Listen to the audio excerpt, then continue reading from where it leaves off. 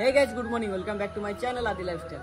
তো গাইস, এখন আমি বাড়ির মধ্যে রয়েছি আর আজকের ব্লগটা বাড়ি থেকে শুরু হচ্ছে। আমি কালকে রাত্রেবেলা বাড়িতে এসেছি আর একটা ইমার্জেন্সি কাজের জন্য এসেছিলাম, তাড়াহুড়োর মধ্যে কোনো প্ল্যানিং ছিল না, যে কারণে আমি ব্লগটা কন্টিনিউ করতে পারিনি। আর সকালবেলায় আমার মা দিদি আমায় খুব ডাকাডাকি করছিল আর আমি ঘুমিয়েছিলাম 5টা সাড়ে 5টা নাগাদ, যে কারণে আমার ঘুম ভাঙছিল না। তো তারপরে দিদি বললো যে পুকুর থেকে অনেক কই মাছ উঠছে, মা ধরতে পারছে না, তোকে ডাকছে। তখনই আমি লাফ মেরে চলে গেলাম, কারণ আমার এইসব জিনিস করতে না খুব ভালো লাগে। এখনকার দিনে হয়তো কেউ এইসব পছন্দ করে না, মাছ ফাছ ধরা কেমন একটা ভাবে যে এইসব করলে কেমন লাগবে, কিন্তু আমার ভালো লাগে। আর গ্রামের দিকে এইসব চলে, অনেক কটাই মাছ পেয়েছি। তো তখন মাছ ধরার নেশা এত লেগে গেছিলো, তো সে কারণে ভিডিওটা করার কথা মনে ছিল না। এখন আমি যাব মাঠের দিকে, আমাদের সামনে রাস্তার ওই সাইডে মাঠ রয়েছে, ওই মাঠের দিকে যাব, গিয়ে দেখি মাছ ফাছ পাই কিনা, তোমাদেরকেও শেয়ার করবো আমাদের গ্রামের ভিউটা কেমন হয়। তো চলো এখন যাওয়া যাক বাইরে মাঠের দিকে, দেখি মাছ পাই কিনা। আর কতগুলো মাছ পেয়েছি সেগুলো তোমাদের পরে দেখাচ্ছি।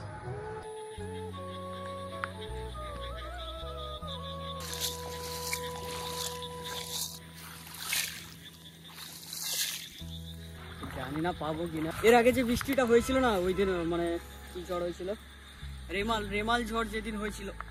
ও কাঁকড়া দেখো গাইস,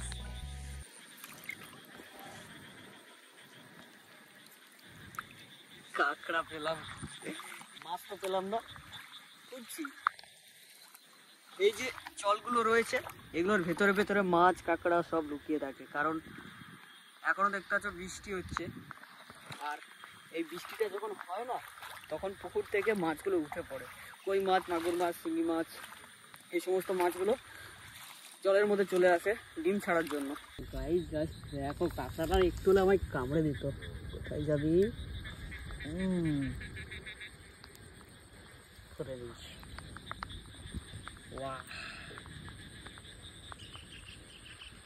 দেখো কেমন করছে, এইগুলো দিয়ে কামড়ালে না পুরো অবস্থা খারাপ করে দেবে, একবার যদি ধরতে পারে। চলো এটাকে এখন বাড়ি নিয়ে যাই। গতবারে এত বৃষ্টি হয়েছিল আর সমস্ত মাছ উঠে গেছিল, অনেকে মাছ পেয়েছে, অনেকে বিশাল, একজনে প্রায় 1.5 কিলো 2 কিলো করে কই মাছ পেয়েছিল, শোল মাছও অনেকে পেয়েছিল। সে কারণে ভেবেছিলাম হয়তো আর মাছ উঠবে না, কিন্তু এখনো দেখছি বৃষ্টি হচ্ছে, আমরা আগে থেকে বুঝতেই পারিনি কখনো যে আবার মাছ থাকতে পারে বা উঠতে পারে, কারণ বর্ষাকালে ওই মাছগুলো ডিম পাড়ার জন্য পুকুর থেকে আড়াতে উঠে যায়। আর ভাবলাম হয়তো ওই দিনই সব উঠে গেছিলো, কিন্তু আজকে সকালে দেখি মা দিদি সবাই মিলে ডাকাডাকি করছে। দেখো কত জল ভরে গেছে, বাবা।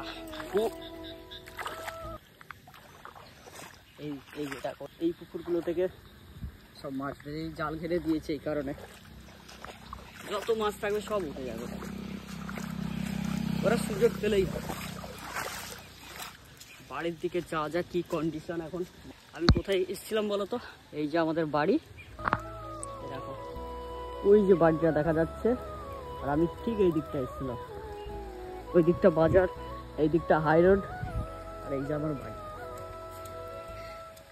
এইটার মধ্যে অনেক মাছ আছে, এই নালাটা, কিন্তু ধরতে পারছি না, জল জমে গেছে তো ধরতে পারছি না। পুরো বৃষ্টির মধ্যে ভিজে গেছি গাইস, পুড়ে যাচ্ছি বারবার।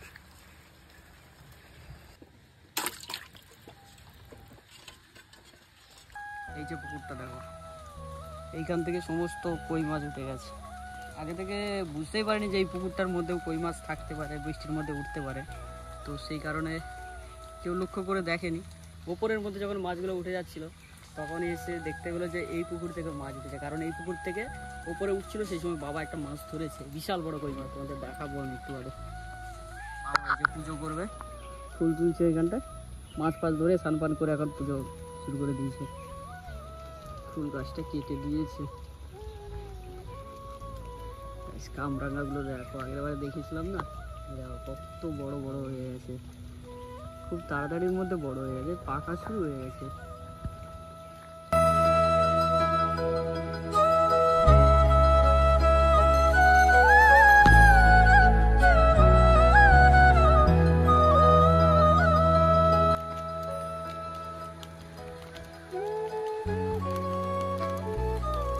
গাইস, আমি এইখানটার মধ্যে একটা মাছ পেয়েছি, ঠিক আছে, এইখান থেকে উঠেছিল মাছ, তো এইটার মধ্যে মেজদি দেখতে পেয়েছিল, মেজদি দেখে আমায় ডাক দিয়েছিল, তো এসে আমি মাছটা ফট করে ধরলাম। প্রথম মাছটা আমি এখানে ধরেছি। পেয়ারাগুলো দেখো ভাইসা, কত পেয়ারা হয়েছে, গাছ পুরো ভরে পেয়ারা হয়েছে, বিশাল হয়েছে, দেখেছো পুরো গাছ ভরে গেছে পেয়ারাতে। ওই দিকটাতে একটা গাছ রয়েছে পেয়ারা গাছ, আরেকটা ওইখানে গাছ ছিল কেটে দিয়েছে, ওখানে একটা পেয়ারা গাছ আছে, এদিকে আম গাছ। আম গাছগুলোতে এবছর আম হয়নি কেন জানি না, আগের বছর প্রচুর পরিমাণে আম হয়েছিল কিন্তু এবছর একটাও কোনো গাছে আম হয়নি। একটা লেবু গাছ, টক লেবু গাছ,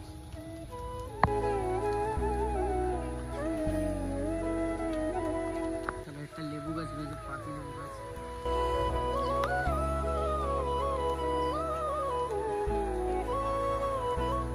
এই যে পাতি লেবুর গাছ দেখেছো, এবছর অনেকটা কম পাতি লেবু হয়েছে। এই গাছের লেবুটা এত টেস্টি না, বিশাল টেস্টি লাগে। মুগের ডাল দেখেছে বা মাংস দেখেছে আলাদা রকম সেন্ট, মানে একটা হয় গন্ধরাজ লেবু, কিন্তু এটা গন্ধরাজ লেবু নয়, যেটা একটু খাসি খাসি ফ্লেভার, কিন্তু ওই লেবুটা নয়, এটা অরিজিনাল পাতি লেবুর যে সেন্টটা, ওই সেন্টটা এটার মধ্যে আছে। গাছটা এখন আর পাওয়া যায় না কোথাও, আমি দেখি না এই গাছটা। আর এই যে বাড়িটা দেখতে পাচ্ছ না, এটা আগে ছিল না, এই সাইডটায় নতুন করে বাড়িয়েছে। ওই সাইডে কালার আছে, এই সাইডে কালার নেই, আর রুমেরও অনেক কাজ বাকি রয়ে গেছে, তো সে কারণে দুটো কালার। অনেকে ভাববে তো দুটো আলাদা বাড়ি, কিন্তু না, একটাই বাড়ি। এই সাইডে ডাইনিং রুম যে রয়েছে, খাবারের জায়গাটা, ওই দিক থেকে বেরোনো যায় এই সাইডটায়। ভাবলাম যে এই গেটটা থেকে ঢুকবো, কিন্তু এই গেটটা লাগানো রয়েছে, ওই পার থেকে যেতে হবে। এই দেখো, এইটা না হেভি বদমাস, দাঁড়া। এটা হচ্ছে বাড়ির সামনের দিকটা, এটা তো তোমরা আগে দেখেইছো, আমি অনেকবার ব্লগে দেখিয়েছি আমাদের বাড়ির সামনের দিকটায়, কিন্তু পেছনের দিকটা দেখানো হয়নি, কারণ পেছনের দিকটা সেরকমভাবে যাওয়া হয় না। মাটির চুল্লিতে যখন রান্না হয় তখনই ওই দিকটা যাওয়া হয়। মেন রাস্তার আমাদের গেটটা এই সাইড থেকে, তো সেই কারণে এই সাইডে বেশি যাওয়া আসা হয়। গাইস, তোমরা আবার খারাপ ভেবো না যে আদি মাছ ধরছে এভাবে থাকে, আসলে আমি ন্যাচারালভাবে থাকার চেষ্টা করি, আর সেগুলো তোমাদের সামনে তুলে ধরি। সেজে কুজে ভালো ড্রেস পরে তোমাদের সামনে দেখাতে হবে সেটা আমি মনে করি না, যেভাবে আমি থাকি সেভাবেই তোমাদের সামনে আমার মনে হয় দেখানোটা উচিত, এক্সট্রাভাবে না দেখিয়ে। ওটা আমাদের হয় না, তাতে তোমরা খারাপ ভাবলে আমার কিছু করার নেই, কারণ গ্রামের মানুষ ভাই, গ্রামের মতো থাকার চেষ্টা করি। না কোনো ওকেশন হলো বা কোথাও গেলাম সেটা আলাদা ব্যাপার, যখন যেমন জায়গা সেখানে তেমনভাবে থাকাটাই বেটার। বাবা এখন এই মন্দিরে পুজো করবে, প্রত্যেকদিন এই মন্দিরে পুজো হয়, সকালবেলায় হয় আর সন্ধেবেলাতেও হয়। আগে এই মন্দিরটা ছিল না, এই মন্দিরটা হয়েছে 4-5 বছর, মানে পুজো স্টার্ট হয়েছে 4-5 বছর, কিন্তু মন্দিরটা তৈরি হতে অনেকটাই দিন লেগেছে। আগে বাড়ির ভেতরে ওপরতলাতে মন্দির ছিল, কিন্তু সেইটা এখন এইখানে বাইরে সুন্দরভাবে করেছে। আমার বাবা একটু ঠাকুর প্রেমী, মানে বাড়ির সবাই ঠাকুর প্রেমী, মহাদেবের ভক্ত সবাই, সেই কারণে এখানে ভালোভাবে একটা মন্দির করেছে, বাবার স্বপ্ন ছিল। দেখো এই পুকুরটা থেকে আগের বারে প্রচুর পরিমাণে মাছ উঠেছে, এই পাশের পুকুরও একটা রয়েছে, এটা থেকেও মাছ উঠেছিল। এটা আমাদের পুকুর না, এটা পাশের বাড়ির একজনের পুকুর, ঠিক আছে। অনেক ওয়েট করলাম, আর মনে হয় মাছ উঠবে না, বৃষ্টিটাও অনেকটা থেমে গেছে, 11টা বেজে গেছে, আমি সকাল থেকে এখনো কিছু খাইনি। বাড়ির ভেতরে যাওয়া যাক, অনেক সময় বৃষ্টির মধ্যে ভিজে গেছি, দেখো পুরো জল ফল মাথায় বসে গেছে, আর বৃষ্টির মধ্যে থাকাটা উচিত হবে না। এবার ফ্রেশ হয়ে রেডি হয়ে নিই, তারপর তোমাদের সামনে। বাবা দেখো কেমন ভাবে ফুল তুলছে এইখানটায়, ওই চোরটা আবার এখানে বসে আছে, এই যে দেখো এমন গোলা ভালা মুখ নিয়ে বসে আছে যেন কিছুই জানে না, আসলে মার চোর। আমাদের বাড়িতে যদি কোনো খাবার টেবিলের মধ্যে এমনি যদি থাকে না, মানে চাপা দেওয়া থাকলে ওটাকে ও বাদে উঠে খেয়ে নেবে, বিশাল বড় চোর এটাই। দেখো যেন কিছু জানে না, মুখটা দেখো না, দাঁড়া।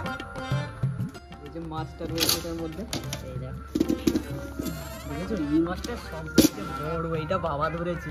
এইটা যদি আমি ধরতে পারতাম না তাহলে আমি আজকে সার্থক হয়ে যেতাম, কারণ অনেক বড় মাছ, বিশাল বড়, এরকম মাছ দেখা যায় না, 1 চক্করের বেশি। এটা ফোনের মধ্যে বোঝা যাচ্ছে না,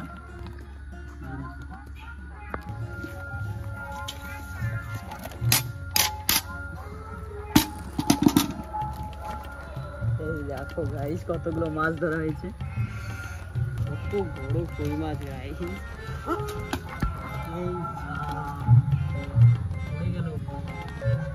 বাবা এই দেখো গাইস কত বড় মাছটা, দেখো বাবা আমার ভয় লাগছে। এই কানকুগুলো দেখেছো, এটার মধ্যে কাঁটা আছে, এই যে দেখো এগুলো সব কাঁটা। এই কাঁটাটা যদি একবার মারে তার অবস্থা একদম খারাপ। আয় বাবা আয়, ওরে বাপরে বাপ।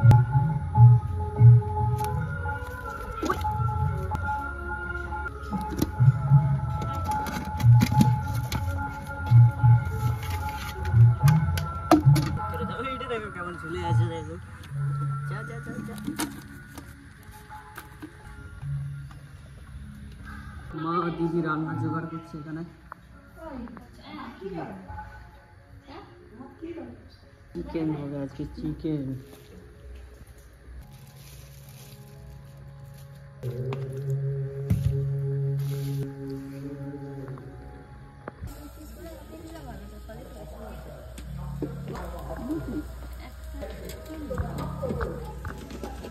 গাইস আজকে বাড়িতে চিকেন রান্না হচ্ছে, ঠিক আছে। একে জল বর্ষার ওয়েদার, তার সাথে চিকেন খেতে তো আলাদাই মজা লাগবে। আর আমার তো চিকেন সবসময় ফেভারিট, প্রত্যেকদিন যদি চিকেন রান্না করে দেয় আমি খেয়ে নেবো। এখন আমি ড্রেস ফ্রেস চেঞ্জ করে নিচ্ছি, কারণ আমি যাবো সেলুনে চুলটা কাটার জন্য। চুলটা অনেকটাই বড় বড় হয়ে গেছে। আর কালকে আবার আমি ব্যাক করব কলকাতায়, কারণ পরশুদিন আমার শ্যুট রয়েছে হাবড়াতে। সামনেই আমাদের পাড়ার মধ্যে একটা সেলুন রয়েছে, ওইখানে আমি যাবো চুল কাটতে। চপ্পল নিয়ে আসেন, এখন বাবার এই জুতো পরে যেতে হবে, ঠিক আছে। বাবার জুতো পরে যাচ্ছি, বড় হয়ে গেছে। এই জুতোগুলো পরতে আমার ভালো লাগে না, একদম পছন্দ লাগে না। এটাই ঠিক আছে, বাবার জুতোটাই পরে যাই। আর এখানে যে ভাইয়ের কাছে চুলটা কাটি, আমার মন পছন্দ মতো চুলটা কেটে দেয়, ওকে বলতে লাগে না, ওকে, কারণ আমি এখান থেকে বেশি চুলটা কাটতে পছন্দ করি। আর কালকে ওখানে গিয়ে তাড়াহুড়োর মধ্যে চুলটাও কাটতে পারবো না, সময় পাবো না। ওই যে বাবা এখানে পুজো করছে ভেতরে। আর আমার তো এখন চান হয়নি, যে কারণে আমি মন্দিরে উঠে দেখাতে পারবো না। চান করে তবেই মন্দিরে উঠতে পারবো। আর দেখো গাইস, এখন আমি সাইকেল নিয়ে বেরিয়ে পড়েছি। আর এই যে আমার সাইকেল, আমার নয়, এটা ভাইয়ের সাইকেল। আমার সাইকেল বাইক কিছুই নেই। আর একজন কমেন্ট করেছে দেখলাম যে সাইকেল চালাতে চালাতে বা বাইকে বসে ভিডিও না করতে, তো আমি চেষ্টা করব সেগুলো না করার। চলো এখন যাই, আমি সাইকেলে যাচ্ছি, কিছুটা দূরে যেতে হবে, ওখানে গিয়ে তারপরে দেখাচ্ছি।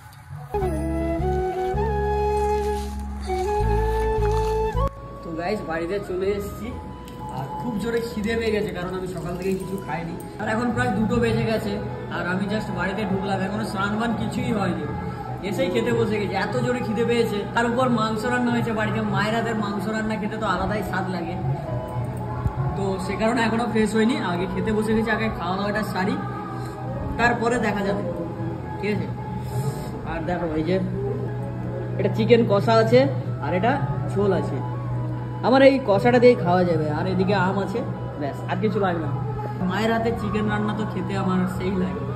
যখন কলকাতাতে থাকি না, তখন এই খাবারগুলো খুব মিস করি।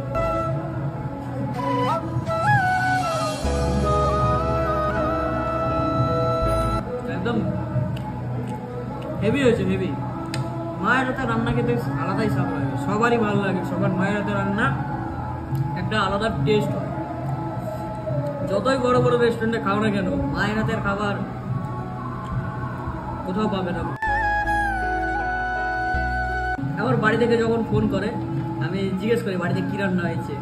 আর বাইরের খাবার তো, কলকাতার খাবার আমার ঠিক একটা পছন্দ না।